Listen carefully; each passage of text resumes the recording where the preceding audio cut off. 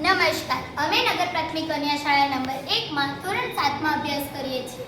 આજે અમે સામાજિક વિજ્ઞાનમાં પાઠ 14 સંસાધનોનું જતન અને સંરક્ષણ તેમાં જળ સંસાધન વિશે માહિતી આપીશું.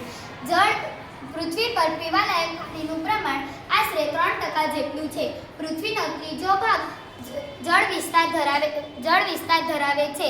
જળ એ આપણને કુદરત થકી મળેલી એક અણમોલ ભેટ છે. જળ એ જીવનની પ્રાથમિક માનવીની રોજબરોજની પ્રવૃત્તિઓ, ઉદ્યોગો અને ખેતી માટેની જળ એ ખૂબ ઉપયોગી સ્ત્રોત છે. જળ સંસાધન મહાસાગરો, ઉપસાગર, નદીઓ, સરોવરો, ભૂમિગત જળ વગેરે સમાવેશ થાય છે. પૃથ્વી પર જળ સંસાધનનો મુખ્ય સ્ત્રોત વરસાદ ગણાય છે. પુષ્ય જળ સંસાધનમાં નદી, સરોવર, ઝરણા વગેરે સમાવેશ થાય છે. મુખ્ય સ્ત્રોત નદી ગણાય છે. હવે જળ સંસદની વ્યવસ્થા અને જાળવણી વિશે માહિતી આપીશું.